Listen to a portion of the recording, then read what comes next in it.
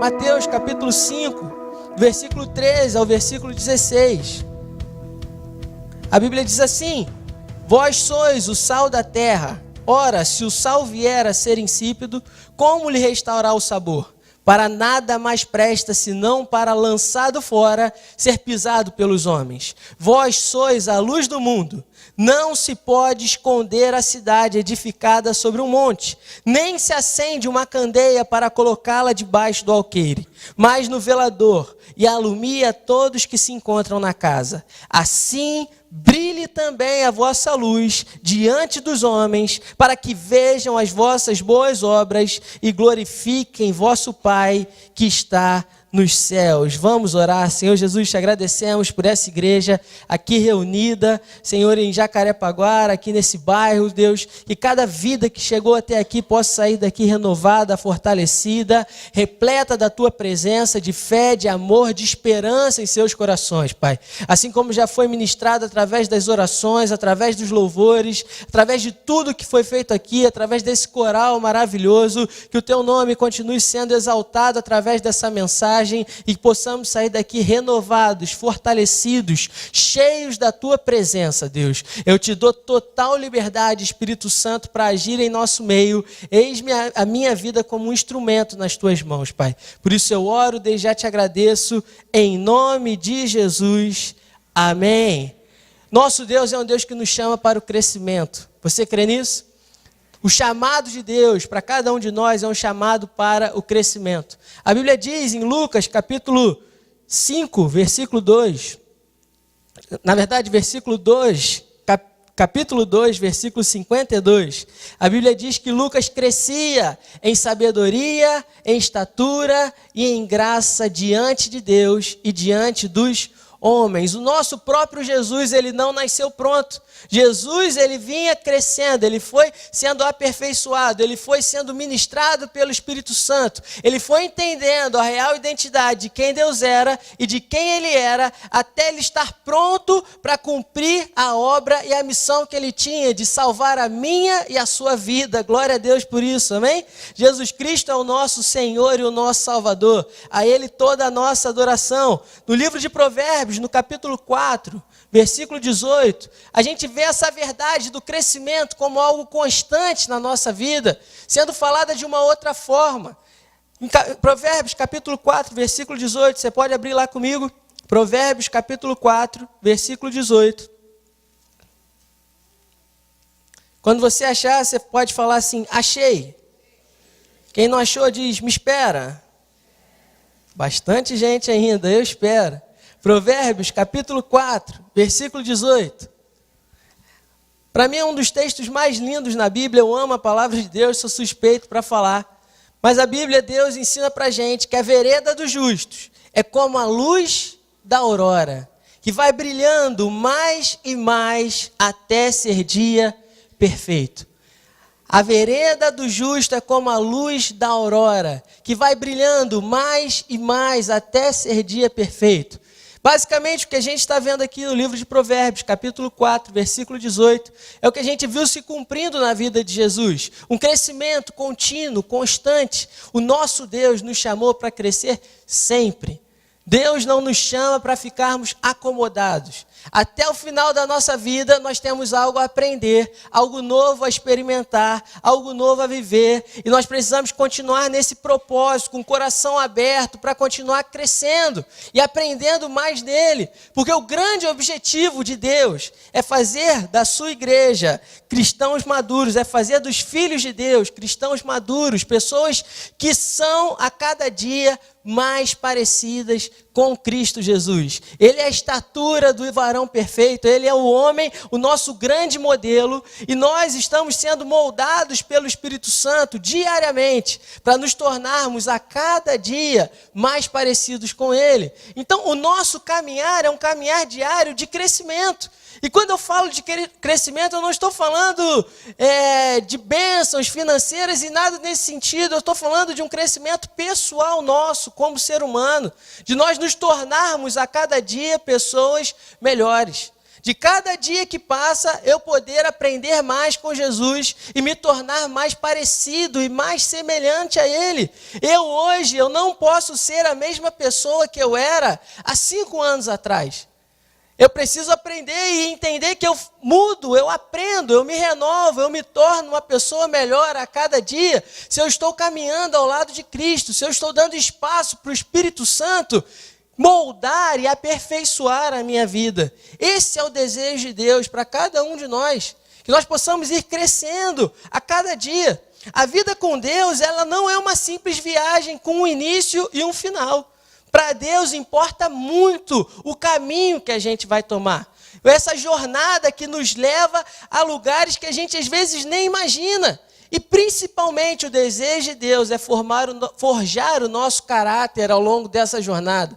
Para que a gente possa ter um entendimento pleno de quem é o nosso Deus e de quem nós somos em Cristo Jesus. Somente com essa identidade formada, muito firme dentro do nosso coração, de forma muito enraizada dentro de nós estaremos prontos para influenciar outras pessoas. Muitas vezes nós não sabemos que somos influências para outras pessoas. E é difícil a gente querer ser uma influência para alguém, porque nem todo mundo quer ser influenciado pela gente, ok?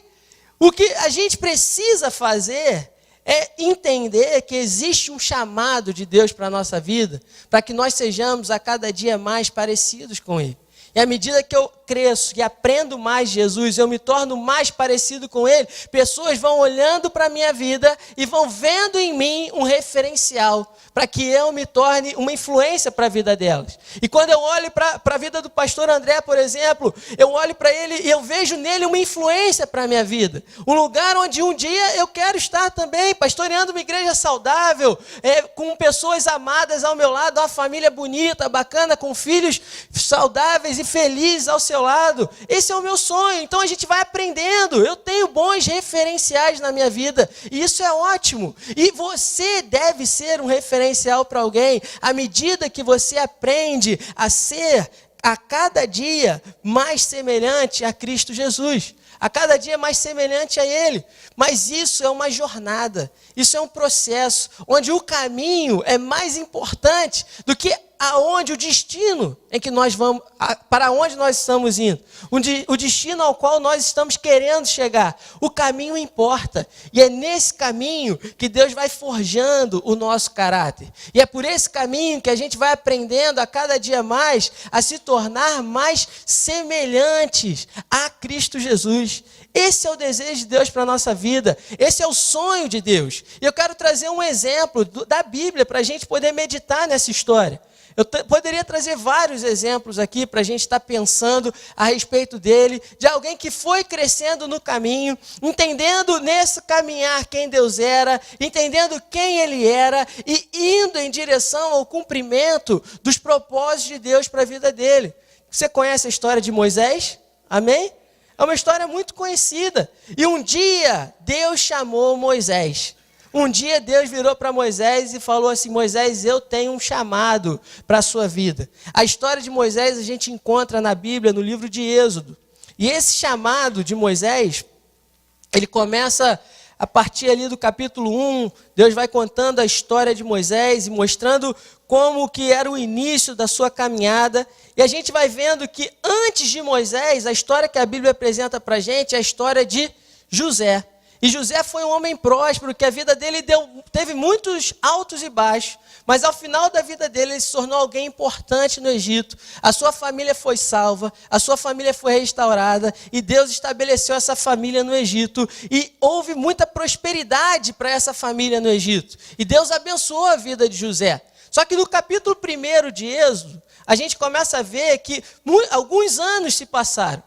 E com o passar dos anos, se levantou e se assentou no trono do Egito um rei que não conhecia a história de José. É isso que a Bíblia fala para a gente. E ele começa a olhar e ver que o povo judeu, o povo hebreu, ele havia crescido muito e de forma muito numerosa. E ele começa a temer o povo hebreu e ele começa a aumentar os encargos sobre o povo hebreu. Ele começa a escravizar o povo hebreu e a fazer com que ele tivesse muito sofrimento naquela terra. E Moisés, ele cresce nesse ambiente de perseguição, nesse ambiente onde ele não era um ambiente de paz, um ambiente sadio, era um ambiente de muitas guerras, de muito sofrimento para o seu povo.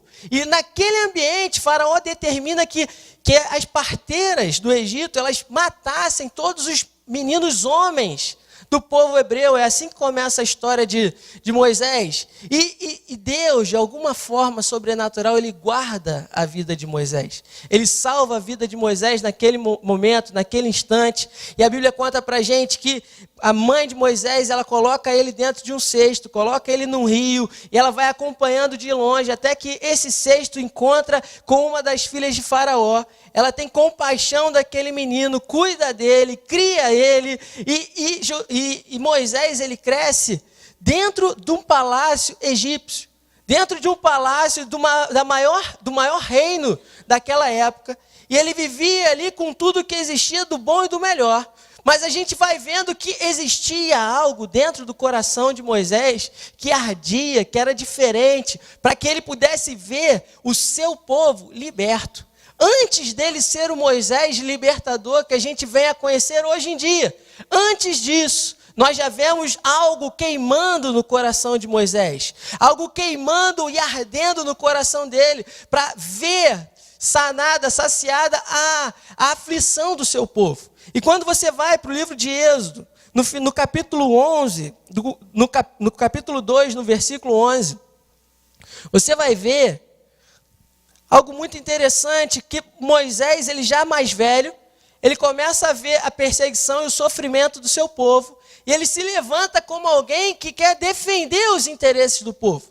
E no seu braço, na sua força, do jeito que ele sabia resolver as coisas, o que ele faz? Ele acaba matando um egípcio. Está no versículo 11 do capítulo 2. E quando ele mata esse egípcio, ele fica com medo, ele fica atemorizado. E alguns versículos depois, a gente vai ver que ele não mata apenas um egípcio, mas ele vê uma briga entre dois hebreus, e ele tenta interferir nessa briga, dizendo: por que você está brigando com seu irmão?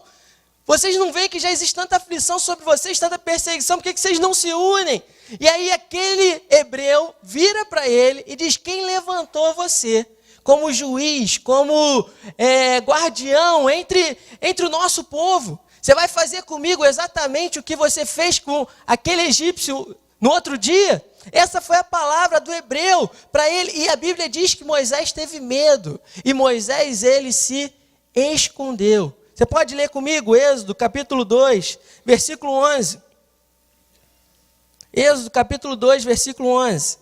A Bíblia diz assim: naqueles dias, sendo Moisés já homem, saiu a seus irmãos e viu os seus labores penosos, e viu que certo egípcio espancava um hebreu, um do seu povo. Olhou de um e de outro lado, e vendo que não havia ali ninguém, matou o egípcio e o escondeu na areia. Saiu no dia seguinte, e eis que dois hebreus estavam brigando, e disse ao culpado: por que espancas o teu próximo? O qual respondeu: quem te pôs por príncipe e juiz sobre nós? Pensas matar-me como mataste o egípcio? Temeu Moisés e disse: com certeza o descobriram. Informado desse caso, procurou Faraó matar a Moisés. Porém, Moisés fugiu da presença de Faraó e se deteve na terra de Midian e assentou-se junto ao poço. O que a gente começa a aprender com esse início da história de Moisés? Que algo já queimava dentro do coração de Moisés, para que ele pudesse ver o seu povo livre, para que ele pudesse ver o seu povo fora daquele aprisionamento, daquela circunstância difícil em que eles estavam vivendo. Mas ele não sabia ainda muito bem como resolver essa situação. Então ele tenta fazer as coisas do jeito dele. O pastor Bill Hybels é um pastor norte-americano. Ele chama isso que ardia no coração de Moisés de descontentamento santo. Descontentamento santo. O que é um descontentamento santo? É um desejo ardente em nosso coração que nos leva a agir em busca de uma solução para um problema real da sociedade. Está intimamente ligado ao nosso propósito e ao nosso chamado. O descontentamento santo de Moisés era ver o seu povo sofrendo. E ele queria que isso fosse transformado de alguma forma. Eu não sei aquilo que traz revolta dentro de você, aquilo que traz uma angústia dentro de você, talvez seja a palavra correta, aquilo que te incomoda. Muitas vezes são lares destruídos, muitas vezes são casamentos acabados, muitas vezes são injustiças sociais, pessoas passando fome, a miséria, a corrupção, são coisas que muitas vezes nos consomem por dentro. Eu tenho um descontentamento santo, algo que arde no meu coração. Como eu comecei falando aqui para vocês, eu amo a igreja local, e o grande propósito da minha vida, eu creio que é construir igrejas locais sadias. É isso que arde no meu coração. Como eu te falei, eu não vejo um outro ambiente melhor dentro da sociedade para onde eu possa criar o meu filho, onde eu possa estabelecer a minha família. Eu cresci uma igreja local sadia, e eu sei o quanto isso é benéfico para a vida do ser humano, o quanto foi benéfico para a minha vida, e eu quero que isso seja benéfico para a vida de outras pessoas também. Mas eu também sei o quanto pode ser prejudicial uma igreja não saudável, quantos problemas isso pode acarretar dentro da minha e da sua vida. Por isso, o que eu quero, o que eu decidi, o descontentamento santo que arde no meu coração, é ajudar de alguma forma o reino de Deus a construir igrejas locais sadias. Esse é o meu descontentamento santo. Tem a ver com o propósito que Deus tem para a minha vida. Eu não sei qual é o que Deus tem para a sua vida. Eu não sei para que Deus te chamou, mas existe um chamado específico de Deus para você. Talvez seja levar pessoas à adoração através da música. Talvez seja transformar casamentos através de um ensino, de uma influência do seu testemunho de vida, do seu casamento. Talvez seja levar pessoas a um encontro verdadeiro e real com Cristo Jesus. Eu não sei, mas você sabe. E se você não sabe, você precisa buscar e descobrir, porque não existe nada melhor do que estar no centro da vontade de Deus para a nossa vida. É terrível a gente passar por essa breve existência da vida sem sequer se perguntar a respeito do porquê Deus, eu estou aqui. O que o Senhor quer da minha vida? O que o Senhor quer de mim? Você não está aqui por acaso. Eu estava vendo ali quantos anúncios essa igreja estava fazendo, quantas atividades existem aqui. Existe um lugar dentro dessa igreja, criado e estabelecido por Deus, que é seu, é para você. É por isso que você está aqui hoje. Foi o Espírito Santo quem te trouxe até aqui, e Ele quer trabalhar na sua vida. Ele quer te moldar, Ele quer te tornar cada dia mais semelhante com Jesus, para que você possa transformar esse descontentamento santo em algo que seja benéfico para a vida de outras pessoas. Talvez seja investir no futuro da próxima geração. Enquanto a gente está aqui, tem pessoas semeando nos adolescentes, nas crianças lá em cima, e isso é um chamado, é um propósito de Deus, é algo maravilhoso, meu irmão. Não fique satisfeito em simplesmente ser um cristão de vem à igreja e vou para casa. Existe um chamado, um propósito, algo que Deus estabeleceu, que é seu, dentro do corpo de Cristo. Nós somos diferentes, graças a Deus por isso, amém? Graças a Deus que nós nos completamos nas nossas diferenças.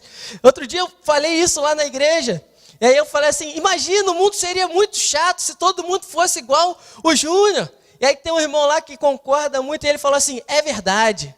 E eu falei, ai meu Deus, mas é verdade mesmo. Seria muito chato se o mundo fosse exatamente idêntico, todo mundo fosse igual a você. Nem tudo que arde no seu coração é o que arde no meu coração. Isso não é um problema, foi Deus que quis que fosse dessa forma.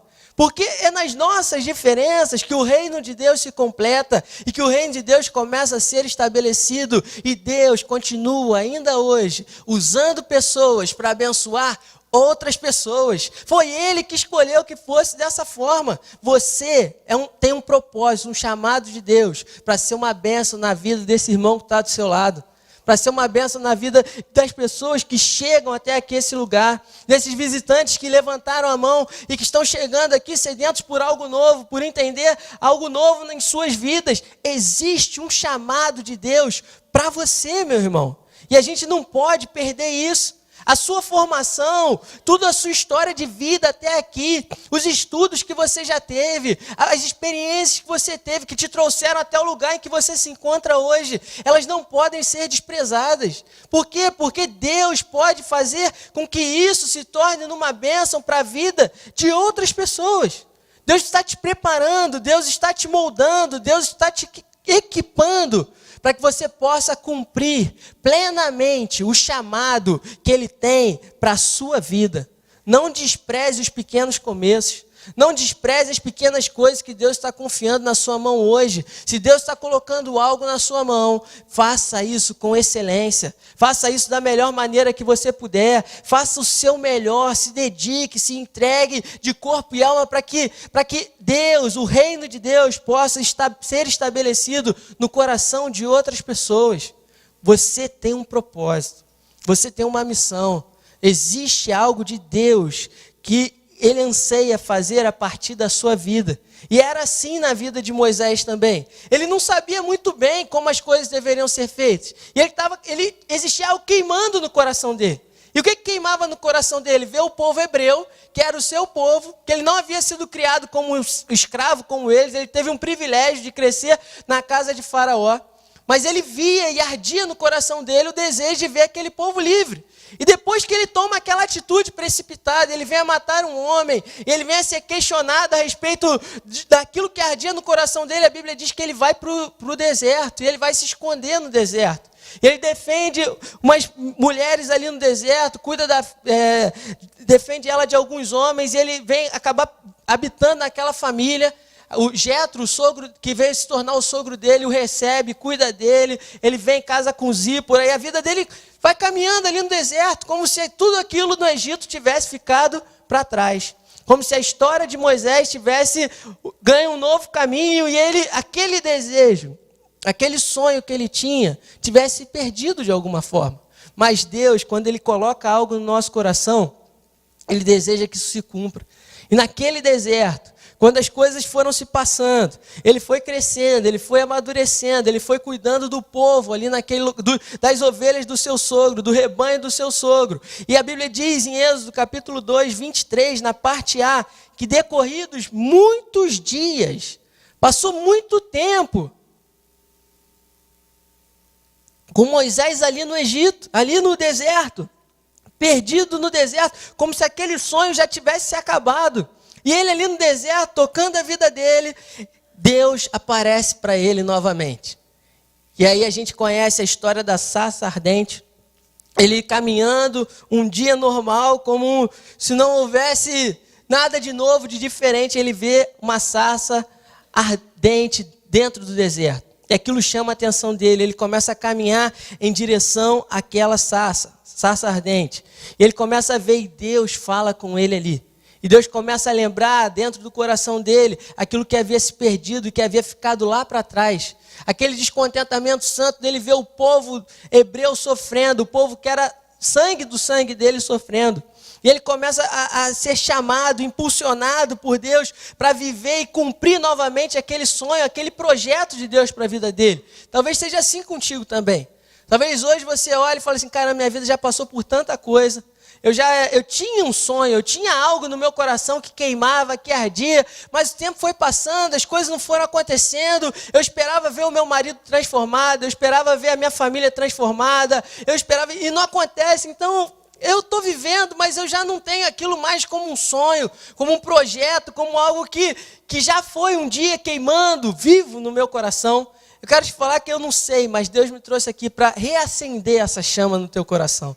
Para que de alguma forma você volte a sonhar com aqueles sonhos que se perderam aí dentro de você. Existe um chamado, um propósito de Deus na sua vida. Deus te chamou para uma missão e algo que queima dentro de você. Você sabe o que é. Você sabe o que está aí dentro, um desejo que você tem de ver as coisas melhores à sua volta. E esse é o sonho de Deus para cada um de nós. E Deus, ele vai trabalhando na vida de Moisés, ele fala com Moisés. Moisés, ele ficou meio perdido ali naquela situação, mas Deus foi tratando, cuidando dele. E Moisés, ele não sabia, ele sempre dava uma desculpa. Ele falava: Deus, eu não sei falar. Como é que ele coloca? Eu sou pesado de boca. Eu não sei falar direito. E aí Deus, ele levanta e ele diz o seguinte: Moisés, para de dar desculpa. Essa é a minha versão. Para de dar desculpa, Moisés. Se você não quer acreditar que eu posso, que eu sou suficiente para você, o seu irmão Arão, ele está vindo ao seu encontro. Ele vai ficar muito feliz em te ver. E eu serei por Deus na sua vida. E esse Arão, o seu irmão, ele vai ser por boca sua, boca minha, boca nossa, para falar com o povo hebreu, para falar com o faraó, porque ele sabe o que é falar, como cumprir esse propósito. Eu quero te falar que existem conexões divinas na nossa vida. O propósito de Deus para a sua vida, ele nunca vai se cumprir plenamente em você. Você não é autossuficiente. Você precisa de outras pessoas para que os sonhos, os propósitos de Deus na sua vida, eles se cumpram plenamente. Nós não fomos chamados para andar sozinho. O apóstolo Paulo, ele fala da igreja como o corpo de Cristo. Um corpo formado por vários membros. E Deus usa Arão como uma conexão divina para que o propósito de Deus para a vida de Moisés se tornasse uma realidade. Êxodo 4, versículo 10 ao 17. Então disse Moisés ao Senhor: Ah, Senhor, eu nunca fui eloquente, nem outrora, nem depois que falaste a teu servo, pois sou pesado de boca e pesado de língua. Respondeu-lhe o Senhor: Quem fez a boca do homem? Ou quem faz o mudo, ou o surdo, ou o que vê, ou o cego? Não sou eu, o Senhor? Vai, pois, agora, e eu serei com a tua boca, e te ensinarei o que hás de falar. Ele, porém, respondeu: Ah, Senhor, envia aquele que hás de enviar, menos a mim. Então se acendeu a ira do Senhor contra Moisés e disse: Não é Arão, o levita, teu irmão? Eu sei que ele fala fluentemente, e eis que ele sai ao teu encontro, e vendo-te se alegrará em seu coração. Tu, pois, lhe falarás e lhe porás na boca as palavras, eu serei com a sua boca e com a dele, e vos ensinarei o que deveis fazer. Ele falará por ti ao povo, ele será por boca, e tu lhe serás por Deus. Toma, pois, este bordão na mão, com o qual hás de fazer os sinais. Ou seja, você não está sozinho nessa jornada. Deus, ele tem levantado pessoas para te auxiliar nesse processo. A sua esposa é alguém que Deus levantou para que os propósitos e os sonhos de Deus se cumpram na sua vida. O teu marido é alguém que Deus levantou uma conexão divina para que os propósitos e os sonhos de Deus se cumpram plenamente na sua vida, na sua família. Talvez essa pessoa que está aqui do seu lado, os pastores dessa igreja, os amigos que você forma aqui, o líder de pequeno grupo, o professor da escola bíblica, são pessoas que Deus escolhe para te auxiliar no seu processo, no seu crescimento, para que você a cada dia se torne mais parecido com Jesus Cristo. Porque esse é o grande propósito. E Deus, na vida de Moisés, Arão foi essa conexão divina. Uma delas, para que ele pudesse cumprir o seu propósito e abençoar e libertar o povo hebreu do Egito. Porque esse é o final da história. O cumprimento pleno de ver o povo sendo livre de toda aquela opressão e escravidão. Ele não viu a promessa se cumprindo plenamente. Ele não viu a promessa do povo hebreu entrando na terra prometida. Por que ele não viu? Porque ele deixou um legado para que uma geração seguinte viesse. E esse homem foi Josué, que aprendeu com Moisés, foi capacitado por Moisés, foi treinado por Moisés. E esse Josué, um líder, um soldado, um guerreiro, usado por Deus para invadir os territórios que Deus havia prometido ao seu povo e conquistar as promessas que Deus tinha para aquele povo. Mas Moisés, ele cumpriu plenamente a sua missão. Tudo isso só é possível quando a gente entende quem Deus é e quem nós somos. Quando a gente entende a nossa real identidade, só assim a gente consegue ser luz, só assim a gente consegue ser sal, só assim a gente consegue ser fonte de inspiração e bênção para a vida de outras pessoas. Quando a gente entende, primeiro a gente vive, depois a gente prega. Primeiro a gente vive o que a gente está aprendendo de Deus, primeiro a gente vive o que está sendo ministrado ao nosso coração, depois a gente sai para falar. Não adianta eu falar, faz assim, faz assim, faz assim, e e eu não viver aquilo que eu estou pregando. Eu preciso viver, e à medida que eu vivo, isso vai impactando os corações, influenciando as vidas que estão à minha volta. Para que possamos cumprir com excelência o nosso chamado, é necessário ter convicção de nossa real identidade e do verdadeiro caráter de Deus. Êxodo capítulo 3, versículo 10 ao versículo 14. A gente vê Moisés, Deus se revelando a Moisés. Ele diz o seguinte: vem agora e eu te enviarei a Faraó, para que tires o meu povo, os filhos de Israel, do Egito. Então disse Moisés a Deus: quem sou eu para ir a Faraó e tirar do Egito os filhos de Israel?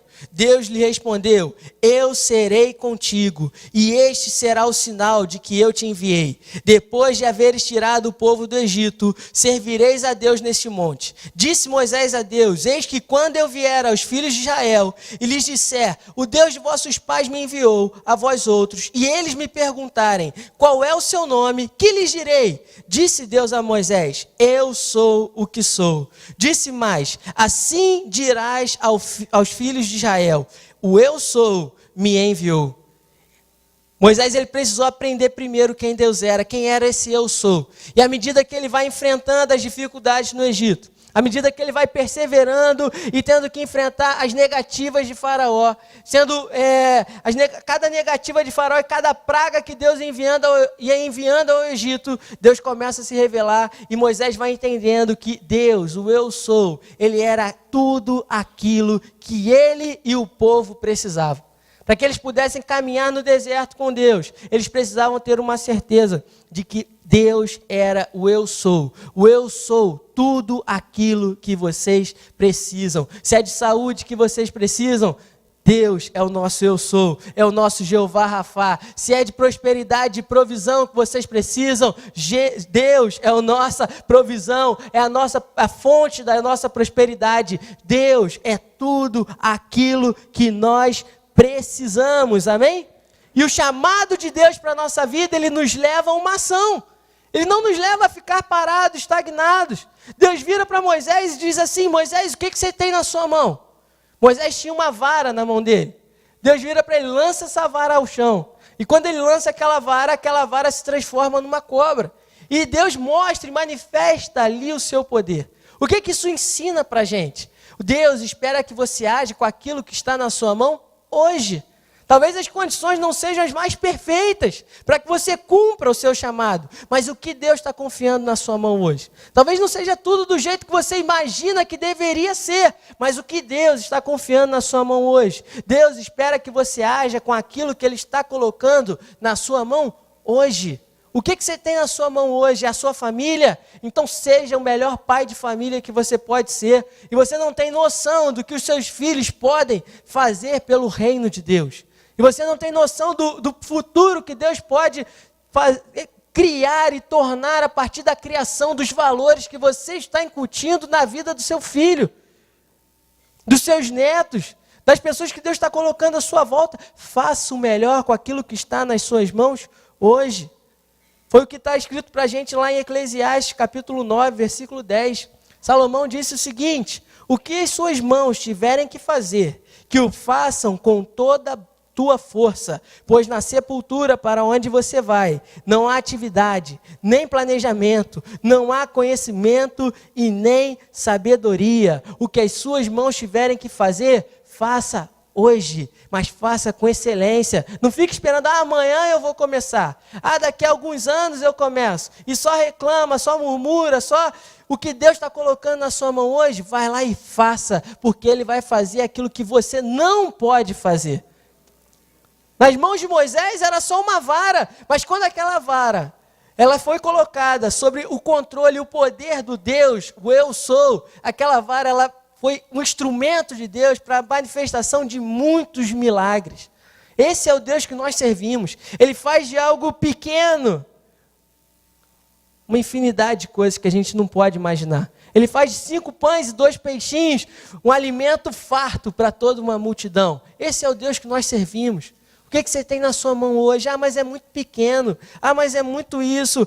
Mas eu não sei fazer, eu não sei falar, eu não sei isso, eu não sei aquilo. Faça o melhor com aquilo que Deus está colocando na sua mão hoje, e você vai se surpreender com os resultados que só Deus pode produzir.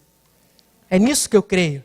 Em Hebreus 11, vemos que a chave para vivermos a plenitude do chamado de Deus para a nossa vida está no tipo de fé que nós desenvolvemos. Capítulo 11 de Hebreus narra a história de muitos testemunhos de homens de fé, de pessoas que creram em Deus, que venceram desafios, que caminharam e enfrentaram gigantes, reis que eles não poderiam enfrentar sozinhos e precisaram ser vencidos um de cada vez. Estes testemunhos nos deixam um exemplo de fé corajosa, que permitiu que o Senhor realizasse proezas incríveis, apesar da fraqueza desses homens. A Bíblia ela não nega as fraquezas de cada um de nós. Eu não sou perfeito, você também não é. Graças a Deus por isso. Quando a gente entende isso, isso é libertador, meu irmão. Quando você entende que você não é perfeito, isso é libertador para a sua vida, que você está num processo, num caminho de santificação, de aperfeiçoamento. Eu estou aprendendo com aquele que sim, ele é perfeito. Eu estou aprendendo, irmão. Não sei você, mas eu estou aprendendo, estou crescendo. Eu espero daqui a 5 anos, quando você me encontrar em algum outro momento mais na frente da minha vida, você possa testemunhar e ver que naquele momento eu sou uma pessoa melhor do que a pessoa que eu sou hoje. Essa é a única comparação que a gente pode fazer. Porque quando você olha para o lado e você tenta se comparar com as pessoas à sua volta, isso te leva a 2 extremos e todos eles ruins. Quando você se compara a quem está do seu lado, ou você vai se achar o tal, e a Bíblia diz que Deus resiste aos soberbos, ou você vai se achar um ninguém. É sempre assim. Ou você vai achar que é melhor do que aquela pessoa e vai falar, caramba, uau, eu estou muito bem. Ou você vai se achar um nada, vai falar, caramba, eu estou muito longe daquilo ali. Então toda comparação, ela é prejudicial para a nossa vida. Deus tem um chamado para você. O chamado de Deus é para a sua vida. A obra que Deus está fazendo é com você. Certa vez Pedro questionou, Jesus falou sobre João, e aí Pedro, na verdade, foi Pedro, Pedro questionou o seguinte, e o que vai ser da minha vida? E aí Deus fala assim, ó, e da vida desse aí, no final da vida de Jesus, essa é a história que eu estou querendo contar. Jesus vira para Pedro e dizem que tipo de morte que ele haveria de morrer, está no final do livro de João isso. E aí Pedro, assim, meio assustado com aquilo que Deus estava falando a respeito do futuro dele, vira e pergunta assim, o que vai ser da vida de João, que era o discípulo que estava do lado de Jesus? De maneira muito educada, e na minha versão, que eu não lembro exatamente onde está agora, Jesus virou para ele e falou assim, cara, não te interessa. O que eu vou fazer com a vida de João, eu vou fazer com a vida de João. O que eu vou fazer na sua vida, é o que eu vou fazer na sua vida. Deus tem um chamado para você, e esse chamado é único.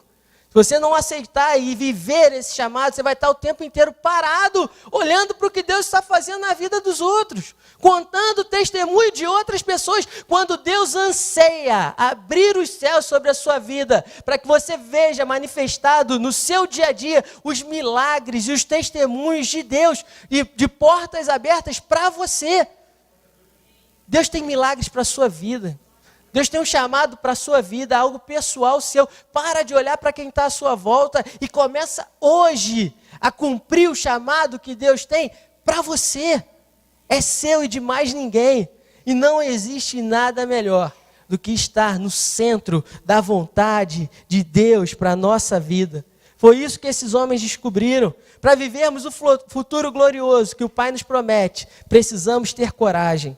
Coragem para testemunhar sobre Jesus, coragem para fazer a coisa certa, coragem para viver bem, liderar bem, amar bem, coragem para levantar-se em face aos desafios e permanecer firme nas promessas de Deus.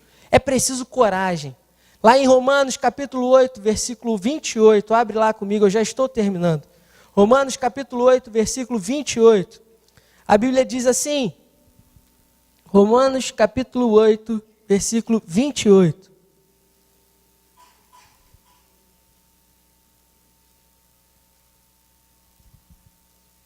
A Bíblia fala o seguinte, sabemos que Deus age em todas as coisas para o bem daqueles que o amam, dos que foram chamados de acordo com o seu propósito. De alguma forma Deus faz com que todas as coisas cooperem para o seu bem. Efésios capítulo 3, versículo 20 e 21.